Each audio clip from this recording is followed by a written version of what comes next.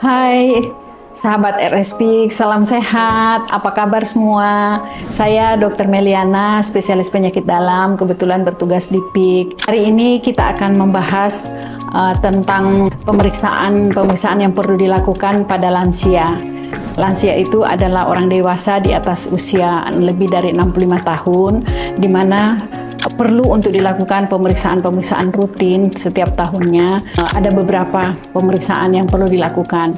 Antara lain adalah pemeriksaan status gizi ya. Status gizi di sini kita perlu lihat timbang berat badannya, tinggi badannya, karena dari situ kita bisa menentukan indeks massa tubuh lansia kita. Dengan demikian kita bisa mengetahui apakah lansia bisa terjadi tendensi untuk status gizinya itu malnutrisi, kurus, atau bahkan obes. Kemudian pemeriksaan tensi dulu, tanda vital, dilakukan pemeriksaan tensi untuk melihat apakah ada risiko untuk terjadinya hipertensi ini bisa menjadi koroner, bahkan stroke ya. Kemudian pemeriksaan fisik itu dari kepala, ujung rambut sampai ujung kaki. Itu kita lihat apakah ada anemia, bisa dilihat dari matanya. Kemudian kita bisa melihat pemeriksaan dari kardiovaskulernya, jantungnya, kita periksa paru-parunya, pernapasannya, saluran napas, kemudian periksa traktus digestifnya, saluran cerna, kemudian saluran urogenital, kemudian kita lihat sampai ke kulitnya. Kadang-kadang pada lansia itu bisa timbul coklat-coklat nempel di kulit. Kita pikir itu hanyalah sebuah tai lalat gitu, tai lalat biasa, padahal itu tidak jarang, itu adalah tumor di kulit. Nah, itu perlu diperiksa paling tidak setahun sekali. Kemudian selain itu juga ada pemeriksaan lain seperti pemeriksaan dari fungsi pendengaran ya.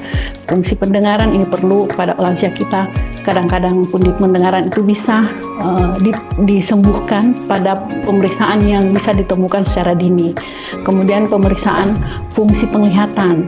Nah, kita ketahui bahwa usia 45 ke atas kita semua sudah perlu bantuan alat bantu kacamata untuk membaca, bahkan untuk mengenali seseorang pada lansia kadang-kadang dari jarak jauh sudah sangat susah ya. Jadi memang perlu dilakukan pemeriksaan fungsi penglihatan tersebut.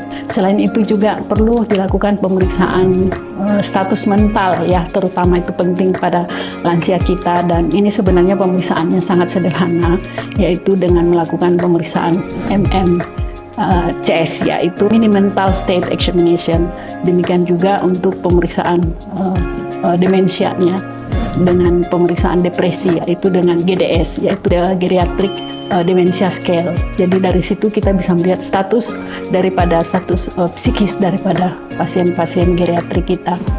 Sahabat RSPIK, selain itu juga ada pemeriksaan lain yang perlu dilakukan, antara lain adalah pemeriksaan kepadatan tulang ya, yaitu pemeriksaan X-ray yang dimana kadarnya itu dilakukan dengan sangat rendah sehingga aman untuk mengetahui kepadatan tulang dan osteoporosis daripada pasien-pasien lansia kita. Juga melakukan pemeriksaan EKG ya, elektrokardiografi, untuk melihat status daripada jantungnya pasien, apakah ada penyakit jantung koroner, gangguan aritmia, dan sebagainya. Kemudian selain itu juga perlu dilakukan pemeriksaan darah ya. Dalam hal ini perlu dilihat apakah pasien lansia kita itu ada kecenderungan untuk terjadi diabetes mellitus, kolesterol, ataupun pemeriksaan seperti tiroid ya, kelenjar tiroid, kemudian pemeriksaan hepatitis C.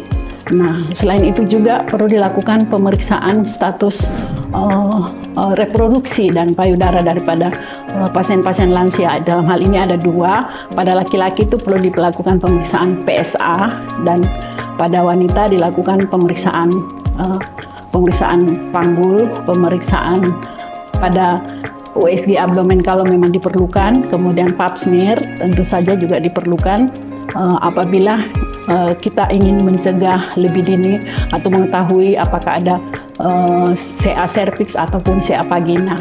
Pada lansia itu sebenarnya tidak perlu kita menunggu sampai usia 65 tahun ya, karena CA kolorektal itu sangat meningkat di usia lebih dari 45 tahun, sehingga apalagi kalau sudah lansia maka perlu dilakukan pemeriksaan CA kolorektal. Dalam hal ini kita bisa periksa dari darah dengan melakukan pemeriksaan CEA dan juga bisa melakukan pemeriksaan tes darah samar yang sangat sederhana ya, bisa dilakukan setahun sekali, ataupun pemeriksaan sigmoidoskopi 5 tahun sekali, ataupun kolonoskopi 10 tahun sekali.